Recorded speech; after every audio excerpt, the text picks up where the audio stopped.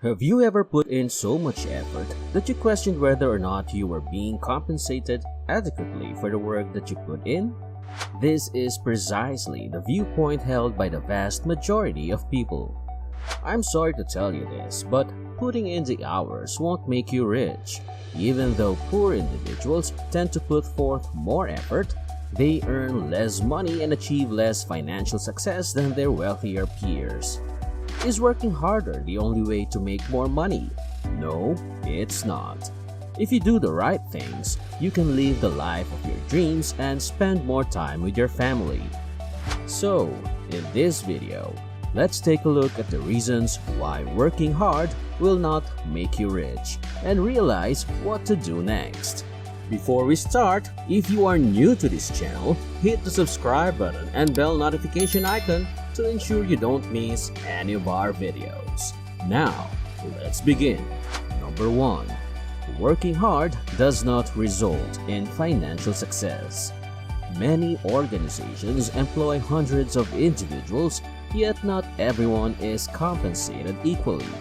They get paid differently because they don't contribute the same level of value.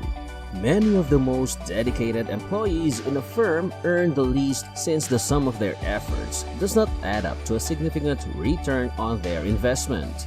Let's compare a dishwasher and a manager to understand what I'm talking about. While the manager is busy working on other projects, such as inventing a new product, the dishwasher is hard at work keeping all the utensils clean. However, if you compare the energy these two put in a work, you expect the dishwasher to be compensated more. Effort and outcomes are linked in the dishwasher's mind. On the other hand, the manager recognizes the importance of their employees' ability to produce high-quality work.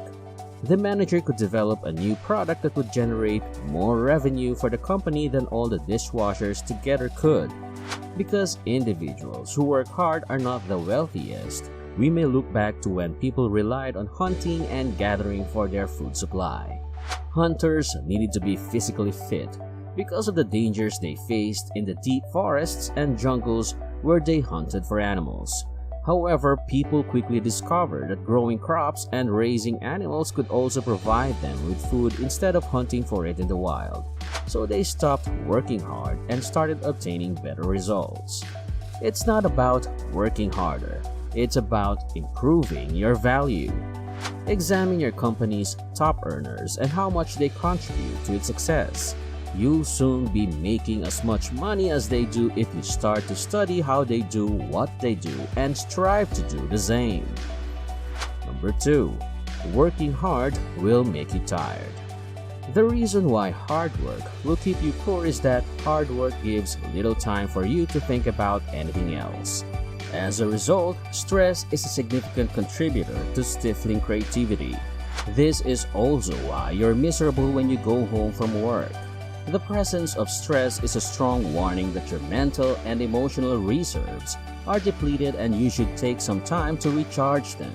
It's tough to apply your ideas while you're worried, even if you can think of them. Furthermore, lack of attention and focus often results from working too hard. There is a limit to how much stress the body and mind can handle when doing challenging jobs. As a result of overworking, a person loses their ability to be creative. Because of your busy schedule, what should you do if you don't have the time to think? To begin, scale back on the quantity of work you're currently performing. Then spend some time thinking about your work and looking for methods to improve your efficiency. Number 3. Working hard won't allow you to do high-value activities. Even though you're busy and working hard, you may not see any results from your efforts. Why is that? Because if you're spending all your time on low-value tasks, you'll get poor outcomes no matter how much time and effort is invested. More than 40% of employees' time is spent on tasks that have little or no value, according to a study in Harvard Business Review. To put it another way, people spend around half of their time doing things that deplete their energy and ability to concentrate. Low-value activities demand much of your time and energy and drain your resources without providing much return. The most effective strategy to prevent squandering time on trivial tasks is to go through your responsibilities and identify the low-value ones from the high-value ones. While these tasks are vital, they don't provide the most value to the business. Thus, if you're the manager, you shouldn't be processing bills or replying to small emails. There are 3 things you can do to recognize low-value tasks. Identifying the task that can be automated is the first step in the process.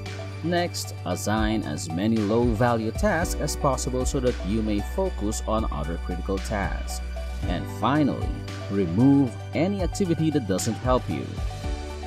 Number 4. Working hard means selling a limited resource. In addition to selling your time for money, working hard keeps you poor. Even though time is a finite resource that everyone has an equal share of, the wealthy have figured out a way to extort more time from the less fortunate.